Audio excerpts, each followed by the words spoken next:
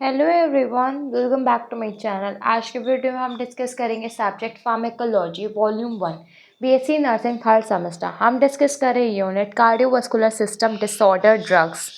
अगर मैं बात करूँ कार्डियोवास्कुलर सिस्टम डिसऑर्डर की, तो हम लोग पार्ट 1 वीडियो डिस्कस कर चुके हैं जिसमें हम लोग ने डिस्कस करा था cholinergic drugs and anti cholinergic drugs. Part 2 video में हम लोग डिस्कस करेंगे एंजाइना ड्रग्स, सीएचएफ में जो यूज़ होंगे ड्रग्स उनको, हाइपरटेंशन में जो यूज़ होंगे ड्रग्स उनको, और जो एरिथमिया कंडीशन में ड्रग्स यूज़ होंगे उनको। तो ये 4 इंपॉर्टेंट है, इसमें से कोई एक आपके एग्जाम में क्वेश्चन आ सकता है। और अगर मैं बात करूँ, आपने मेन क्लासिफिकेशन पढ़ लिया और कैसे इनका मैकेनिज्म ऑफ एक्शन है, बाकी चीज़ इंडिकेशन कॉन्ट्राइंडिकेशन है और डोज है, रूट है, आप खुद से भी लिख सकते हैं, क्योंकि इतना आप पता चल जाएगा ना कि कैसे क्या हमें लिखना होता है, तो वो चीज़ आप खुद से भी लिख सकते हैं। तो हम वीडियो को स्टार्ट करते हैं। आपका कोई भी डाउट हो वीडियो से रिलेटेड या सब्जेक्ट से रिलेटेड या यूनिट से रिलेटेड, सो प्लीज़ मेंशन करिएगा कमेंट बॉक्स में। सबसे पहले हम लोग पढ़ेंगे सीएचएफ। सीएचएफ क्या होता है? सीएचएफ आपका कंजस्टिव हार्ट फेलियर होता है, जिसको हम लोग लो आउटपुट फेलियर भी कहते हैं। इसमें क्या होता है, अगर आपसे एग्जाम में पूछा जाए सीएचएफ में जो ड्रग्स यूज होती बताओ, तो खाली आप ड्रग्स थोड़ी ना बता दोगे। सबसे पहले बताओगे सीएचएफ क्या होता है, फिर क्लासिफिकेशन बताओगे, उस क्लासिफिकेशन को मतलब उसका पूरा एक्सप्लेन करोगे, उसके बाद में आप पूरा कंटेंट लिखोगे। तो कंजस्टिव हार्ट फेलियर क्या होता है? तो ये एक आपकी हार्ट डिजीज़ होती है जिसमें जो आपका हार्ट होता है वो पंप नहीं कर पाता है ब्लड को, जिससे क्या होता है ब्लड आपके पूरे बॉडी में नहीं पहुंच पाता है। तब आपके बॉडी में क्या साइनोसिस अकर होता है, आगे चल के जो ऑर्गन्स है उसमें फेलियर होता है क्योंकि ऑक्सीजन नहीं पहुंच पाती है, इवन डेथ भी कॉज हो जाती है। तो ये आपका होता है कंजस्टिव हार्ट फेलियर। इसमें कोई भी ब्लॉकेज कंडीशन हो सकती है, कोई डिजीज़ कंडीशन की वजह से हार्ट जो है वो आपका पंप नहीं कर पा रहा है जिस अकॉर्डिंग वो पंप करता था, तब उसके जो डिक्रीज होकर जितना भी उसका आउटपुट होता था हार्ट का, वो नहीं हो पाएगा। नेक्स्ट अब हम बात करते हैं इसके सबसे पहले क्लासिफिकेशन की सीएचएफ के। तो सीएचएफ में इसमें दो में आपके क्लासिफाइड डिवाइड हो जाता है। एक होता है आइनोट्रोपिक, एक होता है नॉन आइनोट्रोपिक। आइनोट्रोपिक आपका फर्दर 3 में डिवाइड होता है। पहला आपका है कार्डियक ग्लाइकोसाइड्स, जिसमें आपके ड्रग्स आते हैं डिगऑक्सिन। फिर आपके आती है सिम्पैथोमाइटिक, जिसमें आपका ड्रग आती है डोपामिन। फिर आपकी आती है PDE3 इनिबिटर, जिसमें आपकी ड्रग आती है इनामेरियोन। नेक्स्ट आपका नॉन आइनोट्रोपिक की अगर मैं बात करूँ, तो इसमें आपका पहला आता है डायूरेटिक्स। डायूरेटिक्स में आप एग्जांपल डाल सकते हैं फ्यूरासेमाइड।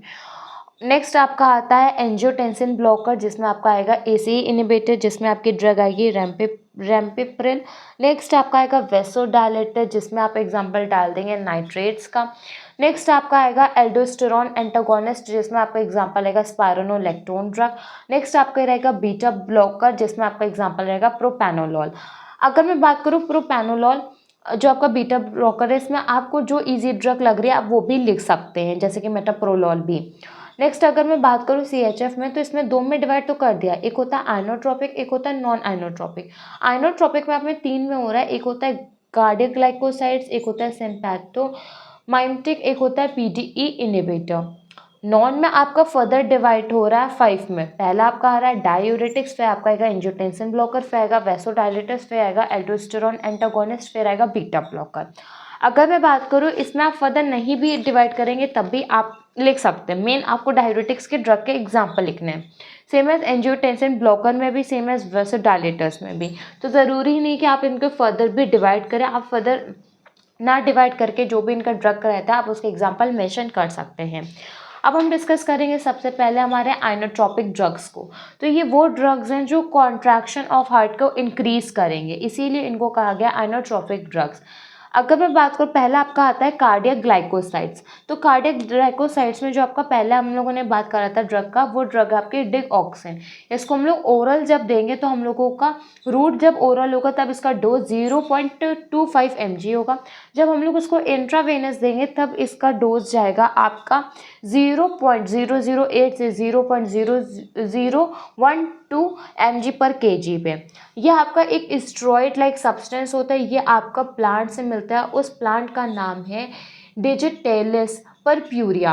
इसका मैकेनिज्म ऑफ एक्शन की अगर मैं बात करूँ तो ये आपका हार्ट में ब्लॉक कर देता है सोडियम पोटेशियम एटीपीएस पंप को, जिससे सोडियम जो है वो ट्रैप हो जाता है आपके सेल के अंदर और जो सोडियम कैल्शियम एक्सचेंज है वो अपोजिट डायरेक्शन में होने लगता है। जैसे होगा तो आप एक्स्ट्रा सोडियम को रिमूव कर पाएंगे जो आपके सेल में है और उसके बदले में कैल्शियम को ले लेंगे। कैल्शियम होगा तभी तो आपके मसल्स का कॉन्ट्रैक्शन होगा, इसी के लिए हम लोग कैल्शियम को लेते हैं क्योंकि वो कॉन्ट्रैक्ट कर पाएगा हार्ट को। जितना ज़्यादा हार्ट कॉन्ट्रैक्ट करेगा उतने आपकी डिजीज़ कंडीशन कम होगी। फार्माकोलॉजिकल एक्शन की अगर मैं बात करूँ तो ये 3 पे आपका रहता है। हम लोग किसकी बात कर रहे हैं? कार्डियोग्लाइकोसाइड्स की। तो अगर मैं बात करूँ कार्डियोवास्कुलर की तो ये आपके जो एटीपीएस पंप है सोडियम पोटेशियम उसको क्या करता है, पहले इनहिबिट करता है, जिसकी वजह से आपका सोडियम कैल्शियम का स्टार्ट होता है और वहाँ पे आपका सोडियम जब एक्स्ट्रा सेल में ट्रैप हो जाता है वहाँ पे हटा के उसके बदले में कैल्शियम को ले लेता है। सीएनएस की अगर मैं बात करूँ तो ये नोजिया वॉमिटिंग करता है क्योंकि ये एक्टिवेट कर देता है आपके सीडीजेड को। सीडीजेड कीमो रिसेप्टर होता है और इसका पूरा नाम होता है chemo receptor trigger zone. Renal system में ये डायूरेसिस करेगा पेशेंट को। कंजस्टिव हार्ट फेलियर में ये नॉर्मल होता है। एडिमा भी देखने को मिलेगा। यूज़ क्या है डिगॉक्सिन का? तो हम लोग हार्ट फेलियर डिजीजेस में लेते हैं, आर्टरियल फिब्रिलेशन में लेते हैं, आर्टियर फ्लक्चर में लेते हैं, अगर कोई भी ट्रैकी एरिथमिया है तब लेते हैं, या फिर पीएसवीटी कंडीशन है तब हम लोग लेते हैं। लेकिन इसके एडवर्स इफेक्ट क्या है? एडवर्स इफेक्ट में आपको देखने को मिलेगा किसके एडवर्स इफेक्ट? कार्डियक ग्लाइकोसाइड्स के। मैं इसलिए आपको बार बार रिवाइड करा रही हूँ कि अब ये ना सोच के हम लोग एडवर्स इफेक्ट डिस्कस करें, लेकिन किसके डिस्कस करें। तो हमेशा आपको ध्यान रखना है कि हम लोग किस चीज़ का में लेके डिस्कस कर रहे हैं। तो अगर मैं बात करूँ इसके एडवर्स इफेक्ट की तो कार्डियक में आपको चार्ट देखने को मिलेगा। पहला आपका है साइनस ब्रेडिकार्डिया, आर्ट्रियल एरिथमिया, फिर आर्ट्रियो वेंट्रिकुलर ब्लॉक, फिर आपका वेंट्रिकुलर एरिथमिया। लेकिन जब आप एक्स्ट्रा कार्डियक में देखोगे तो आपको अदर देन हार्ट के क्या क्या देखने को मिलेगा? Anorexia, nausea, vomiting, hypokalemia, hypomagnesaemia, gynaecomastia, abdominal pain, visual disturbance होगा जैसे कि आपको कलर टेलॉस होगा या फिर आपको येलो विजन हो या फिर रेड विजन हो, लेथार्जी होगा, डिसओरिएंटेशन होगा, फटीग होगा और डेलीरियम होगा। अब आप इसका ट्रीटमेंट कैसे कराओगे? जब आपका ओवरडोज हो जाएगा डिगॉक्सिन ड्रग का या फिर डिगॉक्सिन की टॉक्सिसिटी हो जाएगी, तो सबसे पहले तो बाहर से एडमिनिस्टर करना बंद कर दोगे डिगॉक्सिन का। सब आप एडमिनिस्टर करोगे एट्रोपिन को। ये चीज़ को आपको याद रखना है, एट्रोपिन को एडमिनिस्टर करना है क्योंकि आपकी बॉडी में साइनस ब्रेडिकार्डिया कंडीशन हो गई है। अगर मैं बात करूँ डिगॉक्सिन की तो वो हाइपोकैलेमिया कॉज करेगा क्योंकि उसने आपके पंप जो आपका सोडियम पोटेशियम पंप है उसको रोक दिया था। तो ऐसी कंडीशन में हम लोग पोटेशियम सॉल्ट को बाहर से प्रोवाइड करेंगे। ओरल भी प्रोवाइड कर सकते हैं, थ्रू द आईवी भी प्रोवाइड कर सकते हैं। हम लोग एडमिनिस्टर करेंगे लिग्नोकेन को। एडमिनिस्टर क्यों करेंगे? क्योंकि हमारा जो वेंट्रिकुलर एरिथमिया हो जाएगा तब हम लोग करेंगे। अब आपको एकदम क्लियर हो गया होगा कि कार्डियक ग्लाइकोसाइड्स कैसे आपका वर्क करेगा। नेक्स्ट आपका आ रहा है, अब हम लोगों ने सबसे पहले कार्डियक ग्लाइकोसाइड डिस्कस करा, अब हम लोग डिस्कस करेंगे सिम्पैथोमाइमेटिक। अगर मैं बात करूँ बी नंबर पे, इसमें आपका मेन आता है डोपामिन। डोपामिन आपका बीटा 1 इफेक्ट शो करेगा जो आपके हार्ट में ऐसे नोट में प्रेजेंट होता है। इसमें आपका रेनल वैसोडायलेशन भी होगा। नेक्स्ट आपका जीएफआर इंक्रीज हो जाएगा थेरापेटिक डोज के साथ। इसमें हम लोग आईवी इन्फ्यूजन का यूज़ करते हैं जो पेशेंट सीएचएफ है या फिर कोई भी रेनल फेलियर है उसको ट्रीट करने के लिए। इसमें हम लोग आइनोट्रोपिक इफेक्ट के लिए ही यूज़ करते हैं और आप देखोगे कि इसमें थ्रेटनिंग मेन हम लोग डोपामिन यूज़ करते हैं और मेन थ्रेटनिंग इसकी रहती है। अगर मैं बात करूँ डोपामिन की तो डोपामिन हम लोग आईवी इन्फ्यूजन पे लेते हैं। 2 to 10 हम लोग mcg kg पर मिनट लेते हैं। इसका डोज डिपेंड करता है इसके एक्शन पे। अब हम लोग इसकी बात करते हैं मैकेनिज्म ऑफ एक्शन की। जब हम लोग इंट्रावेनस देंगे तो ये आपके मेन एक्ट करता है रीनल ब्लड वेसल्स में जिसमें रिसेप्टर होता है D1। जैसे ही करोगे वैसे ही आपका GFR that is glomerular filtration rate बढ़ जाएगा। मेन हम लोगों ने अभी पॉइंट में डिस्कस भी करा था। नेक्स्ट अगर आप इसका डोज जब बढ़ा दोगे मतलब कि 5 to 10 हो जाएगा तब ये आपके हार्ट में जो ऐसे नोड है वहाँ पे करेगा और जैसे ही ऐसे नोड पे लगेगा जो फोर्स ऑफ कॉन्ट्रैक्शन हार्ट का मसल्स का होगा वो क्या हो जाएगा आपका इंक्रीज हो जाएगा। नेक्स्ट अगर आपने 10 से बढ़ा दिया है तब आपका ये रेनल ब्लड वेसल्स पे लगेगा और तब वर्स कंडीशन हो जाएगी। उस कंडीशन में तब आप देखोगे जब GFR एकदम आपका डिक्रीज हो जाएगा। अगर मैं बात करूँ इसका यूज़ क्या है, तो इसको आप हम लोग कंजस्टिव हार्ट फेलियर में लेंगे, अगर कोई भी स्ट्रेटनिंग करानी है रेनल फेलियर की तब लेंगे। लेकिन अगर इसका ज़्यादा लेंगे तो इसकी वर्स कंडीशन भी हो जाएगी और एक ऐसी कंडीशन आएगी जो हमारा GFR बहुत ही ज़्यादा रिड्यूस हो जाएगा। नेक्स्ट आपका आता है PDE इनिबिटर।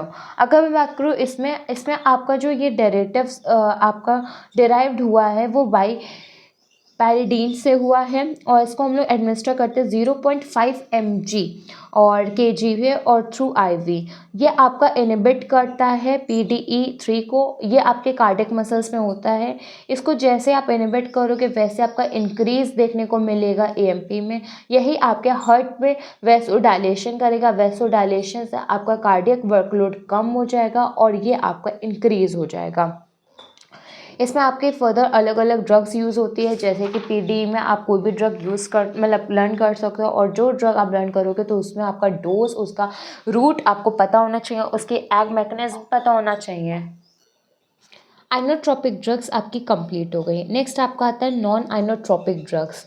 अगर मैं बात करूँ नॉन आइनोट्रोपिक ड्रग्स की तो पहला आपका आता है डायूरेटिक्स। तो अगर मैं बात करूँ डायूरेटिक्स का तो मेन आपका होता है फ्यूरासेमाइड, ब्यूटासोनाइड। ये आपका इंक्रीज कर देता है एक्सक्रीशन किसका, सोडियम का और वाटर का आपकी बॉडी से। यही चीज़ आपकी बॉडी में जो वॉल्यूम है, प्लाज्मा वॉल्यूम है, उसको डिक्रीज कर देता है। इसीलिए इसको हम लोग रिड्यूस पल्मोनरी कॉन्गेशन के नाम से भी जाते हैं। कन्वेंशन मतलब कि जो आपकी बॉडी में जमा हो गया उसको हटाने के लिए होता है। मेनली आप डायूरेटिक्स को डिटेल में पढ़ोगे जब आप फार्माकोलॉजी 2 मतलब कि जो basic 4 semester unit renal system है उसमें डिटेल में आप पढ़ोगे। जब आप उसमें पढ़ोगे तब आपको क्लियर होगा कैसे डायूरेटिक्स आपका वर्क करता है। नेक्स्ट आपका आता है angiotensin blocker, that is ACE inhibitor. ये आपका इसमें ड्रग हम लोगों ने लर्न करी थी कैप्टोप्रिल या फिर रैम्पेप्रिल। ये आपका एगोनिस्ट वर्क करता है और ये आपके रास मैकेनिज्म में इंटरफेयर करते हैं, जिसकी वजह से जो आपका वेस्कुलर रेजिस्टेंस है वो डिक्रीज हो जाता है और सोडियम रिटेंशन इंड्यूस हो जाता है। इसका मेन काम क्या होता है, जो कार्डियक रिमॉडलिंग है उसको वो प्रिवेंट कर सके। और भी ज़्यादा डिटेल के लिए आपका दे रखा है 126 पेज पे जो AC इनिबिटर है।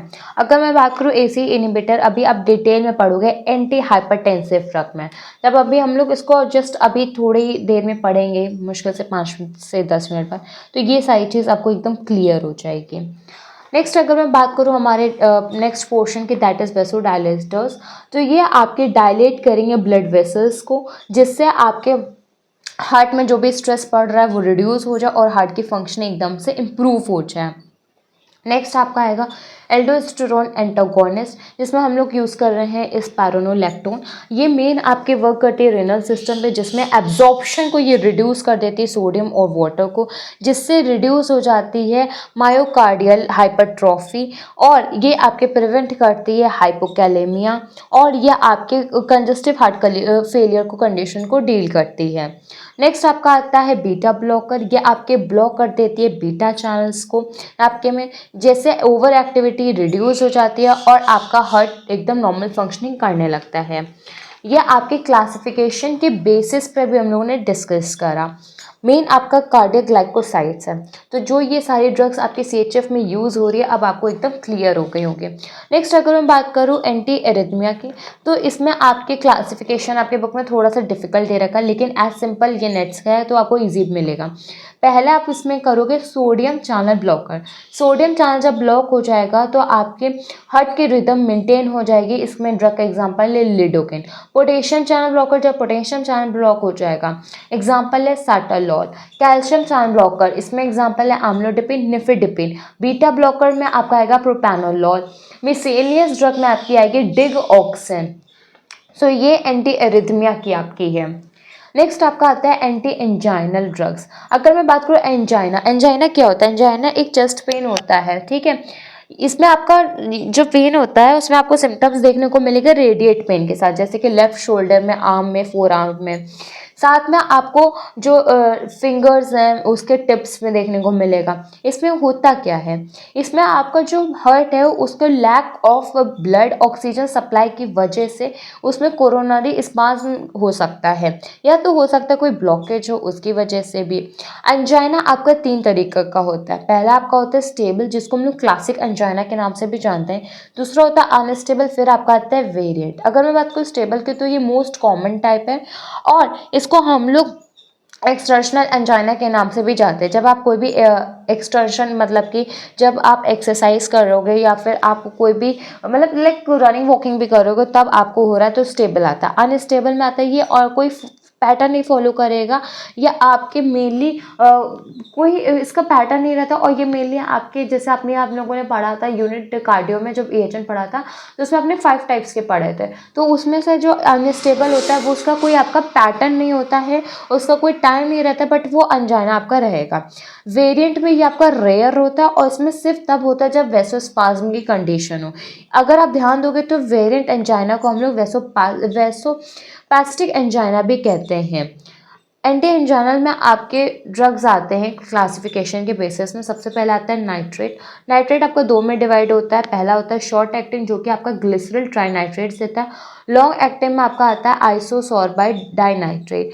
ये क्या मेन मैकेनिज्म ऑफ एक्शन की अगर मैं बात करूँ तो ये रिलीज करता है आपकी बॉडी में नाइट्रिक ऑक्साइड, जिससे कि आपके हार्ट में वेसोडाइलेशन हो और जो कोरोनरी ब्लड फ्लो है वो इम्प्रूव हो सके। बीटा ब्लॉकर की अगर मैं बात करूँ तो इसका एक एग्जांपल आएगा प्रोपैनोलोल, मेटोप्रोलोल।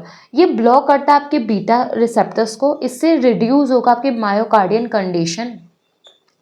नेक्स्ट आपका आता है कैल्शियम चैनल ब्लॉकर। इसका आपका एग्जांपल आता है निफेडिपिन, अम्लोडिपिन। इसका मैकेनिज्म ऑफ एक्शन क्या है, ये इनहिबिट करता है influx of calcium ion. Potassium की अगर मैं बात करूँ तो ये चीज़ का हमेशा ध्यान रखना, हम लोग एंजाइना में पोटेशियम चैनल ओपनर ले रहे हैं, नॉट अ ब्लॉकर। हमेशा हम लोग ये बोलते हैं ना calcium channel blocker, beta blocker, potassium channel blocker, तो इस चीज़ का ध्यान रखना कि पोटेशियम चैनल ओपनर है आपका एंटी एंजाइनल में, तो इसमें पोटेशियम का इफ्लक्स होगा ना कि इनफ्लक्स होगा। तो इसमें पोटेशियम इफ्लक्स होगा मतलब कि इनहिबिट होगा, और इसका ड्रग का एग्जाम्पल है निकोरेंडिल। मिसेलियस में आपका आएगा रानोलाजीन ड्रग। तो ये आपके क्लासिफिकेशन है एंटी एंजाइनल ड्रग्स के। आपके बुक में क्लासिफिकेशन के बाद में हर एक को एक्सप्लेन करके इसका मैकेनिज्म ऑफ एक्शन बताया, लेकिन मैंने मैकेनिज्म ऑफ एक्शन आपको सिंपली बता दिया जो इसमें मेन होता है। अगर आप देखोगे तो नाइट्रेट में आपका मैकेनिज्म ऑफ एक्शन उसी तरीके से दे रखा है, उसके बाद में बस आपका यूजेस दे रखा है जो कि आपको पता है कि हम लोग हार्ट की कंडीशन में ले रहे हैं। फिर आपका आएगा बीटा ब्लॉकर, वही आपका रहेगा, उसके बाद में उसको आगे बता दिए कि इन्फॉर्मेशन आपको इधर मिलेगी। कैल्शियम चैनल की अगर मैं बात करूँ तो उसमें भी आपका बताते हैं कि मेन आपका हार्ट में कैसे वो ब्लॉक करके कैसे वो वर्क करेगा, सेम एज पोटेशियम में करा है लोगों ने। मेन आपको पता होना चाहिए कि क्या मेन इनका मैकेनिज्म है, तो मेन मैकेनिज्म जो था वो मैंने आपको बता दिया है, इसी से आप प्रिपेयर करेंगे और अलग हेडिंग डाल के मेंशन करेंगे। तो अगर आपके एग्जाम में एंटी एंजाइनल आएगा तो सबसे पहले आप एंजाइना का इंट्रोडक्शन देंगे।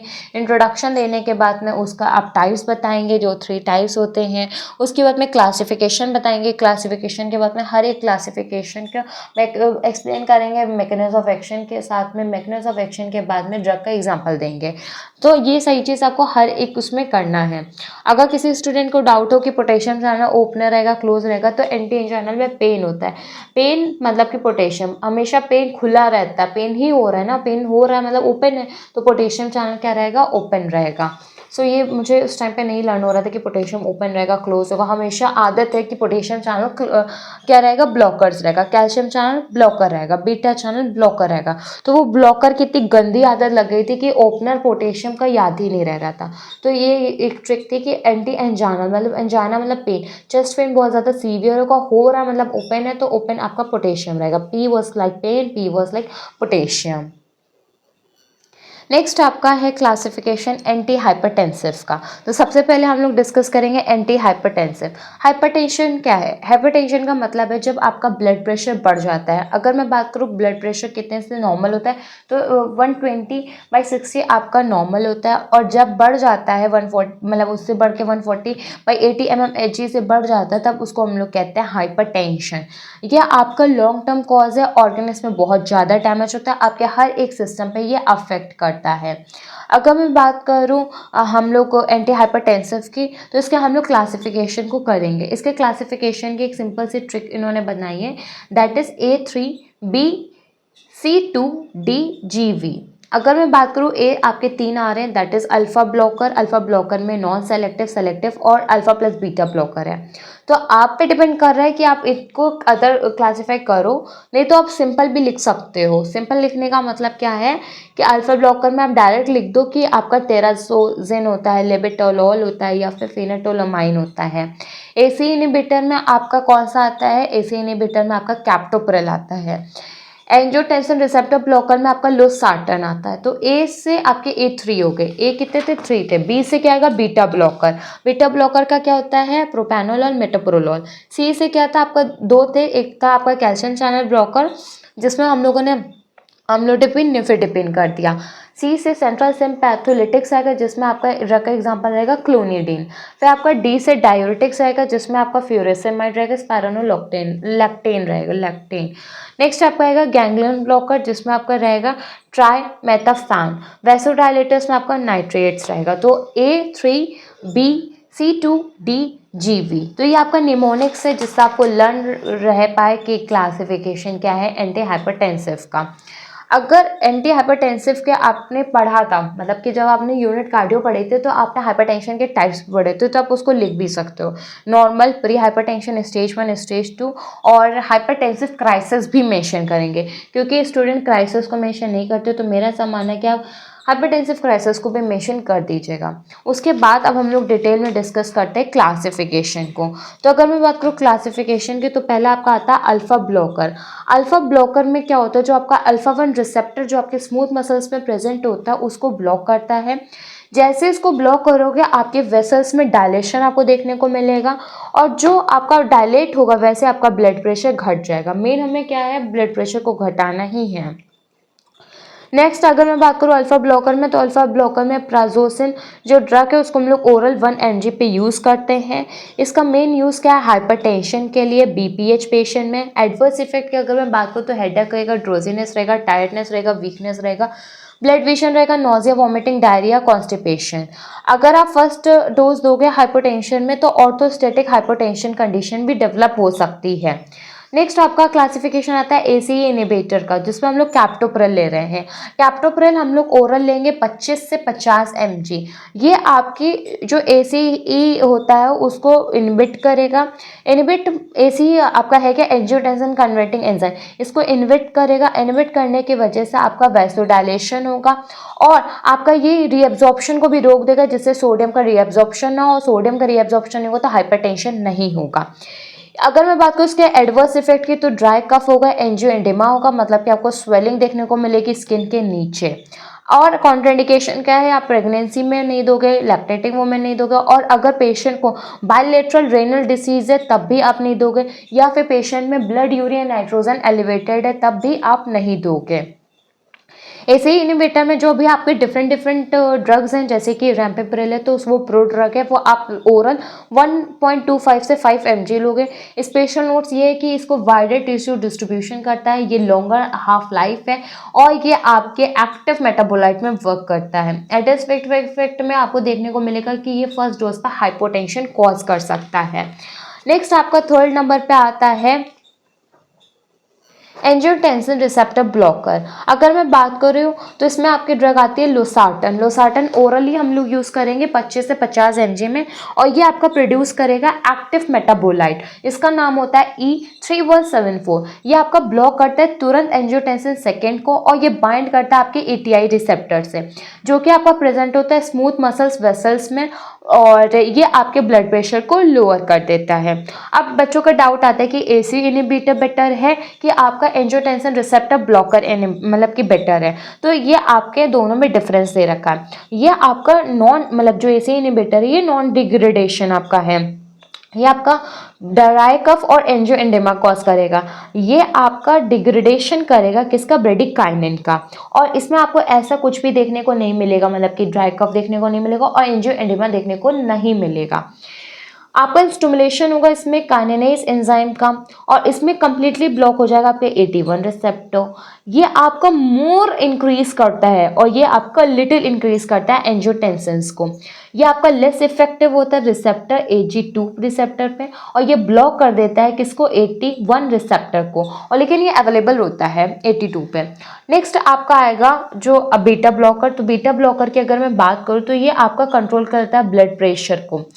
बीटा ब्लॉकर में अगर मैं बात करूं तो इसको आप डिटेल में पढ़ोगे, जो आपकी यूनिट है रेनल, इसीलिए रीनल सिस्टम की जो यूनिट है उसमें आप डिटेल में पढ़ोगे, इसीलिए हम इस वक्त आपको नहीं पढ़ा रहे हैं।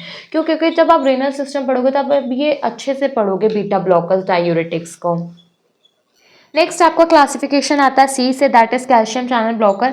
ये ब्लॉक करता है कैल्शियम चैनल को जो आपके हार्ट में प्रेजेंट होता है, हार्ट में आपका ऐसे नोड में प्रेजेंट होता है। कैल्शियम अगर आपके हार्ट के मसल्स में नहीं है तो उसका मतलब है कि जो हार्ट के मसल्स की कॉन्ट्रैक्शन है वो क्या हो जाएगी, डिक्रीज हो जाएगी। डिक्रीज जैसे होगा वैसे आपके ब्लड वेसल्स में क्या हो जाएगा, वेसो डायलेशन हो जाएगा। वेसो डायलेशन होने के बाद से आपका बीपी जो डिक्रीज हो जाएगा। नेक्स्ट आता है आपका सेंट्रल सिम्पैथोलिटिक्स। इसमें आपके ड्रग्स आती हैं। ये ड्रग्स आपके जो अल्फा 2 1 रिसेप्टर एगोनिस्ट है जो आपके वैसोमोटर में प्रेजेंट होती हैं वहाँ पे आती है, और आपके सिम्पैथेटिक आउटफ्लो को क्या कर देती है, डिक्रीज कर देती है, तो आपका बीपी रिड्यूस हो जाता है। डायरेटिक्स की अगर मैं बात करूँ तो लूप डायरेटिक्स और थायाजाइड डायरेटिक्स, ये आपके सोडियम और सोडियम उसके बाद में आपके वाटर रीअब्जॉर्प्शन को रिड्यूस कर देते हैं। जैसे जैसे आपका सोडियम कम होता जाएगा वैसे वैसे आपका बीपी भी कम होता जाएगा। नेक्स्ट आपका आता है गैंग्लियन ब्लॉकर्स। ये आपके सेलेक्टिव केस में यूज़ करे होते हैं और ये मेन आपके गैंग्लियन को ब्लॉक कर देते हैं, जिससे आपका रिलीज ही नहीं हो पाता है जो आपके ब्लड प्रेशर को कॉज करता है। जब रिलीज नहीं हो पाएगा तो ब्लड प्रेशर आपका कम रहेगा। नेक्स्ट आपका आएगा वेसोडायलेटर्स। अब हम लोग ऐसे ड्रग का यूज़ करेंगे जो आपके वेसल्स को डायलेट करेंगी। ब्लड फ्लो जैसे जैसे बढ़ेगा और वैसे ही आपका ब्लड प्रेशर डिक्रीज हो जाएगा। तो ये आपका था वेसोडायलेटर्स। अगर मैं बात करूं तो आपके एंटी हाइपरटेंसिव में जो क्लासिफिकेशन है तो उसको सिंपल सा मतलब है और सिंपल से इसका मैकेनिज्म ऑफ एक्शन है। जितनी डिफिकल्ट आपको कार्डियक डिजीजेस लग रहे हैं लेकिन उतना ही उसका इजी क्लासिफिकेशन है, उतना ही इजी उसका मैकेनिज्म ऑफ एक्शन है। मेन आपको इसमें लर्न क्या करना है, मेन आपको ड्रग लर्न करनी है, मेन आपको उसका डोज लर्न करना है, मेन आपको उसको रूट लर्न करना है। बाकी अगर मैं बात करूँ आपको इंट्रोडक्शन पता है, इंट्रोडक्शन आपने AHN सब्जेक्ट में पढ़ा है, टाइप्स आपको पता है क्योंकि आपने AHN सब्जेक्ट में पढ़ा है, क्लासिफिकेशन आप देख रहे हो बहुत ही इजी सा है। तो ये 3 आपको पता है, ये 3 आपको करना है। इन दोनों को अगर आपने कर लिया तो आपका मैकेनिज्म ऑफ एक्शन तो ऑटोमेटिक प्रिपेयर हो जाएगा। बस आपका फार्मा एग्जाम में यूनिट कार्डियो कंप्लीट। तो बस आपको इस तरीके से पढ़ना जिससे यूनिट कार्डियो आपकी क्या हो जाए, कंप्लीट हो जाए। मेरे अकॉर्डिंग यूनिट कार्डियक में आपको ये 4 डिजीज की क्लासिफिकेशन और इनके हर एक पॉइंट्स को आपको अच्छे से कवर करना है। और आज के लिए बस इतना ही। इससे रिलेटेड आपका कोई भी डाउट हो तो प्लीज़ आप मेंशन करिएगा कमेंट बॉक्स में। वीडियो अच्छी लगे तो प्लीज़ वीडियो को लाइक कर लीजिए, चैनल को सब्सक्राइब कर लीजिए। Thank you.